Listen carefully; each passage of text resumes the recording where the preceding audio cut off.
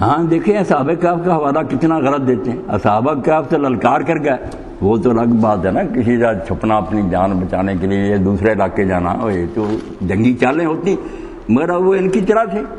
جب دقیانوس نے کہا کہ میری پوجا کرو ورنہ اتنے دن کے بعد پھانسیوں پر اٹکا دوں گا, تو قرآن پاک کہتا ہے اذ قام, لفظ بولا جب وہ کھڑے ہو گئے. حالانکہ کھڑے ہونے کا معنی یہ نہیں کہ بیٹھے تھے اٹھ کر کھڑے ہو گئے, کھڑے ہو گئے ڈٹ سامنے کھڑے ہو گئے. انہوں نے کہا کہ نہیں, ہم اللہ کی عبادت کریں گے, جو اللہ کے ساتھ دوسرے کی عبادت کا کہتا ہے یہ بالکل جھوٹے ہیں.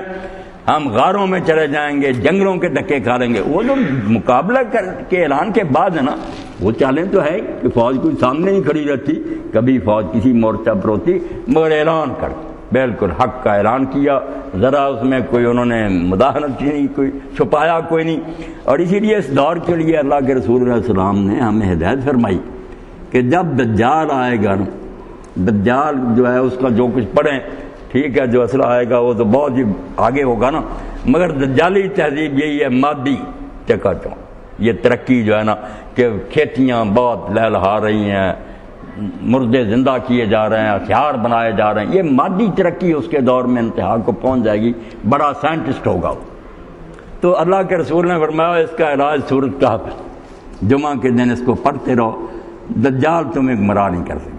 مادی جتنے مرضی تماشے دکھائے نا, حکومت کے طور پر آئے محل, علاج اس کا اصحاب الکہف کا بتا دیا کہ ایسے حالات بھی ہوں تو خاموشی نہیں اختیار کریں, سامنے کہو کہ جھوٹے ہو تم, حق یہ ہے. اس کے لیے جنگلوں میں جا کر رہنا پڑے, بھوکے مرنا پڑے تو ٹھیک ہے, بات نہیں مانی. وہ ان کو سلام کر کے نہیں گئے, نہ ان کو دعائیں دینے گئے, انہوں نے للکارا ان کو کہ ہمارا رب تو وہ ہے جو آسمان و زمین کا خدا, ہم نہیں پوجا کریں گے, جو تو کرنا چاہتا ہے کر لے. تو غلط حوالہ دیتے ہیں الٹ. ہاں اللہ اکبر, وہ بھی نہیں بنتے, اصحاب الکہف بن جاتے پھر ہی